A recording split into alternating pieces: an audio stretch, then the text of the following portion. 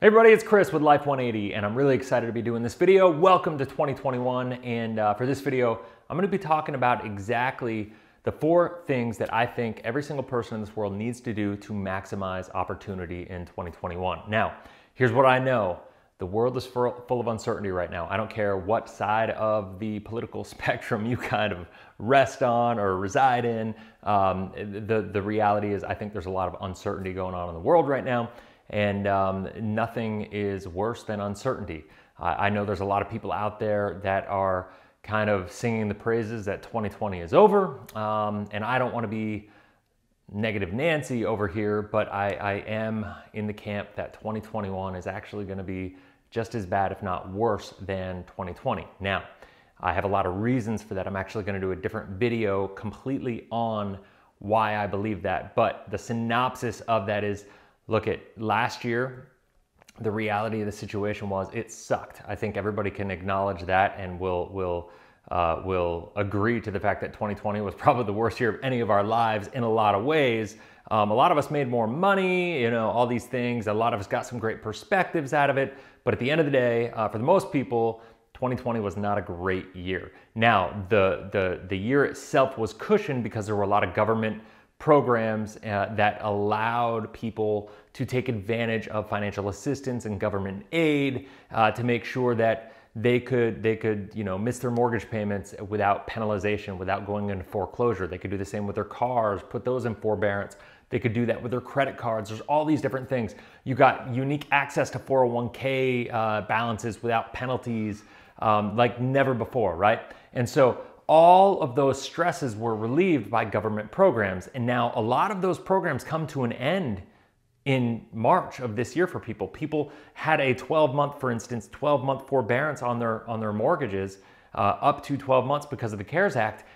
That's going to be ending for a lot of people in March and April, right? So the craziest part right now, if you look at the statistics, there's over 12% of people in the country right now are either late on their mortgage or in forbearance. Now, even if you take into consideration the fact that some of those people are doing it for strategic reasons, I think most of them, that's not the case. Unemployment rates are up, and the reality is we don't know what's going to happen right now, right? Like Biden is coming into office, and let's face it, we don't know what's going to happen. There's a lot of people that think he's just going to print money and he's just going to create more work with Congress, since Congress and the House are both run, all 3 branches are now run by the Democrats, which once again, this is not a political statement. It's just saying, if that's the case, my guess is they're all going to work together to do something, to be a little bit more efficient and effective in helping people get aid. However, that creates its own set of problems. I'm a big believer, that you can only kick the can up the hill so far and eventually it falls off a cliff. And that's what we're doing right now. So if you haven't watched this, I filmed a video called the Life 180 Pyramid video. It's kind of something I would suggest everybody go back and watch. I've done a couple iterations of it on my YouTube channel here. But what I would say to that is the overriding principle of this is that the market is cyclical. It is not linear, meaning it doesn't just kind of slowly go up on this slow growth curve, averaging 8% per year like most financial people would like you to know or like you to think.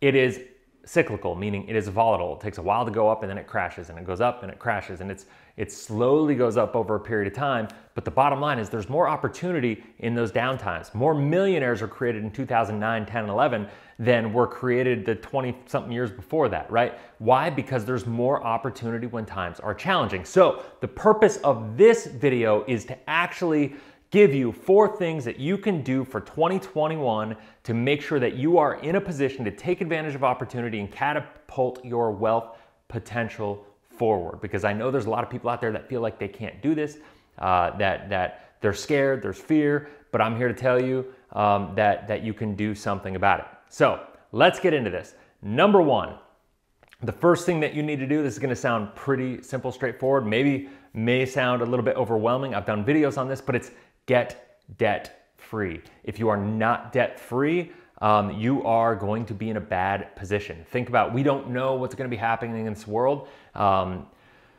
If you're not debt-free, then you're gonna have a lot of pressure on you when times get tough. If you lose your job and you still have all this debt, that's challenging. I'm a big believer that everybody should have 2 years of your income, not your living expenses, but 2 years of your income accessible, liquid, in safe, guaranteed accounts in case of emergency and in case of opportunity. I know Dave Ramsey, people of the world out there think you need to have a 6-month rainy day fund. Well, the reality is the average length of a person to be able to find a job is about 1 month for every $10,000 of income. And for everybody that's making $100,000 or so, that's about a 10-month. Actually, the average length of unemployment for an individual right now is over 10 months. So why would you want 6 months of income or, in a rainy day fund when the average length of unemployment is 10 months? It doesn't make any sense. So you want to make sure that you are debt-free, that you are positioned for that. Now, there are some things you can do about this, and I've done videos on this. If you haven't watched my video on being able to take advantage of the CARES Act, you can actually still take advantage of this if you haven't done it yet. So make sure you go and do that, because you can go get forbearance on your mortgage, you can defer payments on your car, you can defer and put your credit card payments in forbearance because of financial hardship. If you haven't done those things yet, I would absolutely look at doing those if you are in a financial position, financial challenging position, I would say. The other thing that I would say to this is, listen, your forbearance on your home, there are some things to take into consideration with that. But the one thing I want to say there is your home, if you put it into forbearance, any payments that you miss, so to speak, you can have them tapped on, extended to the end of the mortgage payment. So the only time you have to pay them back is at the end of the mortgage payment, so it extends your loan term by a year, or it gets repaid as soon as you sell your house. So that could be a challenge right now. So think about what's going on right now. The real estate market's going crazy, but if you put your house into forbearance, which a lot of people have, by the way, let's say you have a $3,000 mortgage, or let's say you have a $2,000 mortgage. If you defer 12 payments, which you have the ability to do with the CARES Act in 3-month increments typically, if you defer by 12 months, it's $24,000 in mortgage payments that you've missed, right? Now, if you've missed $24,000, there's gonna be some extra interest and stuff that will add on to that, but that's an extra $24,000 that you're going to have to pay back when you sell your house, because they're gonna make you make good on that when you sell your house if you sell it, if you don't ride the term out all the way for the end of the 15 or 30-year mortgage or whatever you have, right? So that's something to take into consideration. If you're somebody who's sitting there and you're kind of on the edge or border when it comes to equity in your home, that is something to consider. However, if you're somebody who has $20,000 in credit card debt and you say, well, how am I gonna pay this off? Or if you have $10,000 in credit card debt, all you have to do is, even if you have your job right now, even if you're in a position where you're okay, I would absolutely, because of the potential financial hardship that's coming, put your mortgage in forbearance, pay off your credit card debt. Make sure you don't do something stupid with it. Don't go buying vacations. Don't go buying flat screen TVs. Don't go doing stuff like that. Pay off your credit card debt, get into a better financial position, and get debt free. Even if you have to pay off any of the high interest debt you have, any auto loans, any depreciating assets that you may have, make sure that you leverage the CARES Act program for your home to pay off all the other debt that you have. And if you do that alone, I think most people in this country, if they did that for 6 to 12 months, would have most of their debt wiped out, which is a beautiful thing. And if America took advantage of this, then we'd all be, I think, in a better financial position. But unfortunately, I see more, every time I go to Costco and fill up on food and stuff for the family, I see more TVs going out the door. It's absolutely crazy. So anyway, that's the end of that one. Number 2, the second thing that I would do is you have to differentiate yourself. I'm a big believer that 2021 is going to be one of the most challenging years, not bad years, but challenging years that we're going to experience in our lifetime. Now, what does that mean? That means we're in this environment right now where things are just becoming more competitive. Think about it. If you're somebody who is looking for a job, or you're worried about your career, let's face it, we're all kind of in that boat. Whether you're looking to build your business, and you're an entrepreneur or you're looking for a job, you have to be able to differentiate yourself in the market. The job market right now is flooded with people. One of my other companies is a company called CareerNext. I wrote a book in March called Executive Job Search Secrets. I'll talk about that. And so I know a lot about the job market. We have a career club. It's something that people need to understand. When there are fewer jobs and more people looking for jobs, that creates more of a competitive environment. So your ability to differentiate yourself in the marketplace and be completely clear about who you are, what you do, why you do it, the problems you solve, and who you solve those problems for, if you're not able to do that clearly and articulately, if you can't explain why you're the best investment opportunity in the marketplace for any hiring manager, you're in trouble. Conversely, if you are an entrepreneur and you are looking to build your business, if you're a life insurance agent, if you're a real estate agent, if you are just an entrepreneur looking to build your business online, you need to make sure that you differentiate yourself in the marketplace, that you are 100% clear about who you are, what you do, why you do it, who you serve, what your brand is, where you serve people. Maybe you're a real estate agent and you specialize in a niche in a neighborhood. Make sure you own that. Make sure you really stand out. You got to get really good at creating online lead generation, no matter what. If you are a job seeker, you better be really good at LinkedIn, and you better get your resume honed in. You better make sure those two things are congruent, and you better reach out proactively and network and find the people who are in your audience and get ahead of the curve. Because the average person spends between 4 and 7 years at their job before they find their next job. Right now, I think that's going to accelerate for a lot of people. So get ahead of the game, be proactive, because if you're not, you might find yourself in a bad position, period. When it comes to real estate agents, when it comes to life insurance agents, 2020 has been a hard year. 2021 is going to get even more challenging. I think a lot of people have been waiting for this to end, but it's just going to continue, right? It's been waiting for COVID to end and the lockdowns to end and social distancing to end and being able to go to networking events and doing all that stuff. Because if you're a life insurance agent, if you're a real estate agent, we all, a lot of people, if you're an entrepreneur in a lot of different areas that serves a local community, a lot of you depend on those Chamber of Commerce events, of other networking events, the ability to get out and network with people in mass levels, going to balls and conferences and things like that. All that stuff is shut down right now. Everything has gone virtual. So you need to make sure that you are really, really good about getting better at making sure that you have an online process, that you're comfortable using Zoom, that you're comfortable using Google Meetings, that you are comfortable with an online process to create lead generation. I don't care if that's Facebook or LinkedIn or YouTube or anything of that nature, but you need to have a funnel system, a website that's designed to create leads and get people to go through a systematic process to connect with you, to engage with you, to really want to really be able to see and understand how you can help them, how you can serve them, and get them to like you and get them to want to work with you. Because if you can't do that, it's all for nothing.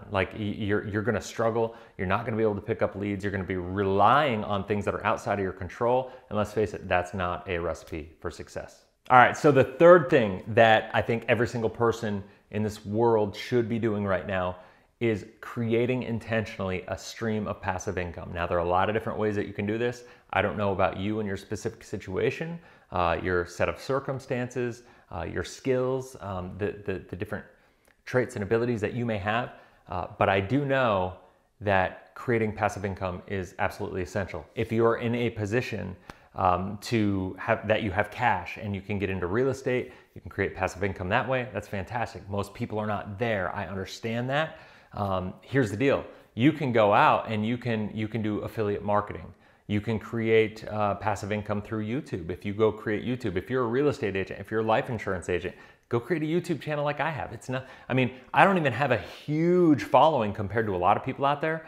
And if you saw the income that I had just on my AdSense revenue, which is paid from Google, which is done based on the ads that you see. So I appreciate it when you let people watch, or when you watch those ads for at least 30 seconds, because it helps me make revenue, which is what allows me to make these videos, right?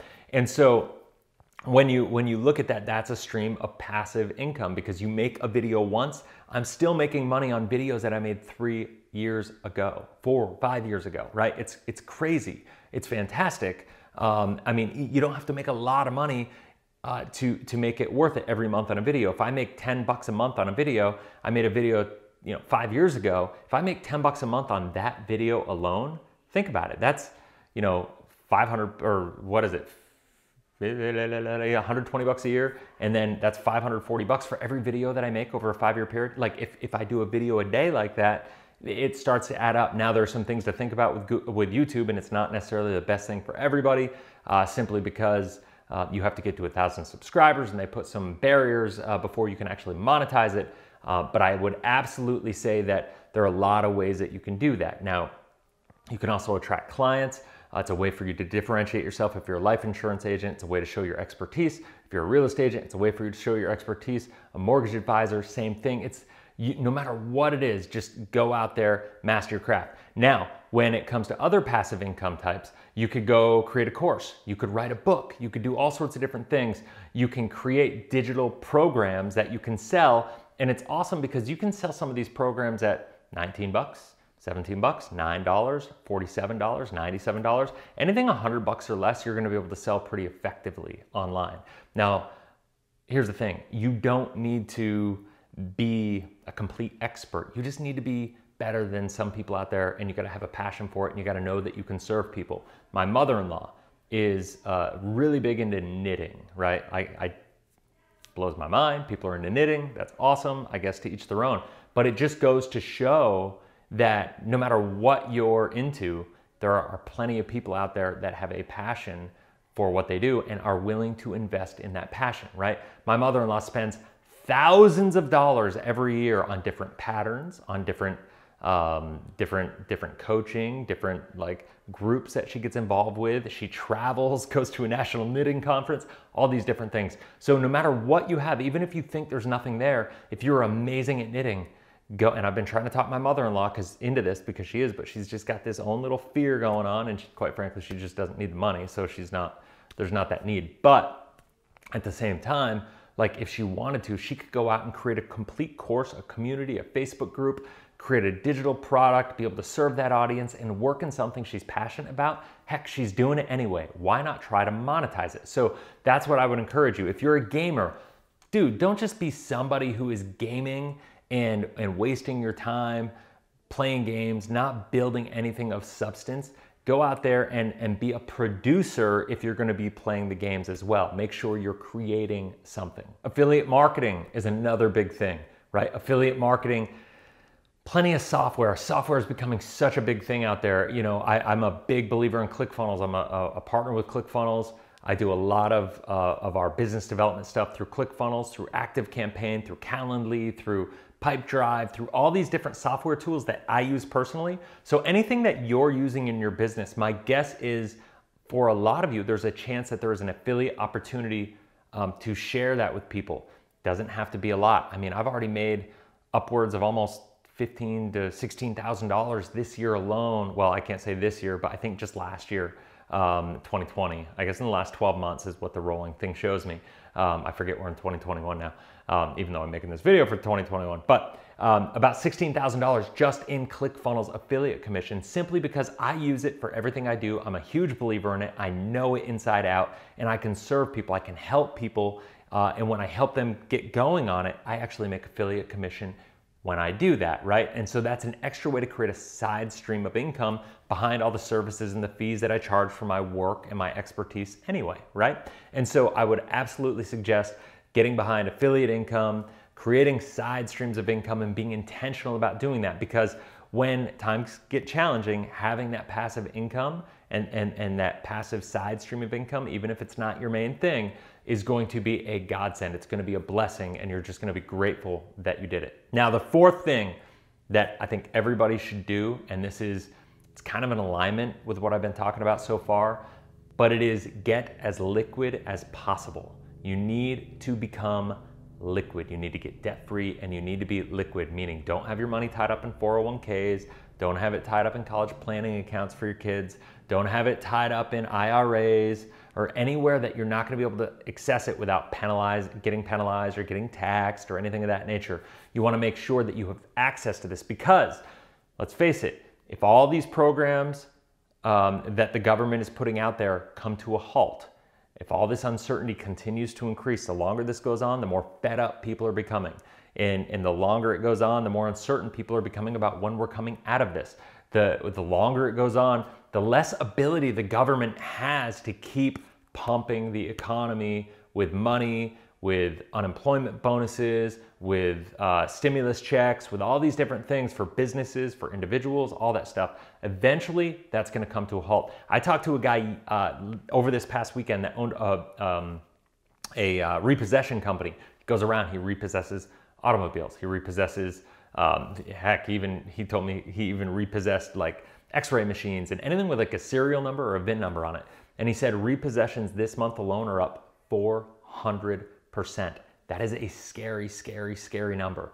And so if that's the case though, what does that mean? That means the secondary market of all these things, whether it's buying cars at auction, when the auction gets flooded with all these cars, what's that gonna do? It's gonna drive the price down because of supply and demand. So if you're somebody who's full of debt and you can't take advantage of that, well, then you're in trouble. But if you can go in when all the prices are driven down, whether it's real estate or cars or anything, figure it out. What's your passion? What's your skill? If you're a great mechanic and if you're good with that, that's an awesome opportunity for you, right?